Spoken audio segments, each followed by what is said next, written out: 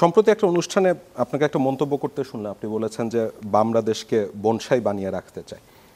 এই মন্তব্যের জন্য কি আপনি ক্ষমা চাইবেন? কারণ এরপরে অনেক বামপন্থী, অনেক নেতা, মানুষজন তারা তার বেশ তীব্র প্রতিবাদ জানাচ্ছেন। আমি কালকে খালেদ মহিউদ্দিনের এখানে আমি এইটা নিয়ে বলছিলাম যে কেউ যদি মনে কষ্ট পান আম সরি, কিন্তু বিষয়টা হচ্ছে যে ওনারা যে পলিসির কথা বলছেন, ওনারা যে কথাগুলো বলছেন, আমাদের কথা হচ্ছে যে ওই কাজগুলো যদি আমরা ওনাদের দৃষ্টিভঙ্গিটাকে যদি আমরা নেই, তাহলে হয় কি আমাদের দেশে জব তৈরি হয় না, দেশটা ছোট থেকে যায়।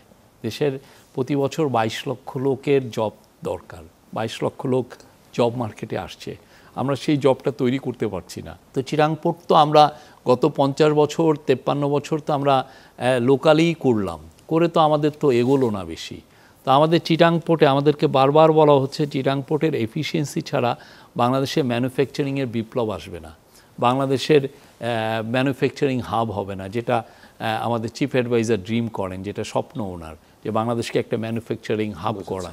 তো ওইটা করতে হলে আপনাদের প্রচুর জব তৈরি করতে হবে, এবং জব তৈরি করার প্রাইমারি এবং প্রধান শর্ত হচ্ছে চিটাং পোর্টকে এফিশিয়েন্ট করা। বিকজ আমরা যেই ম্যানুফ্যাকচারিং করব, এটা তো আর আমার মার্কেটের জন্য না, আমি তো এই পণ্যটা আমি বিদেশে পাঠাবো, এই বিদেশে পাঠাতে হলে আমার চিরাং পোর্টের এফিসিয়েন্সি দরকার।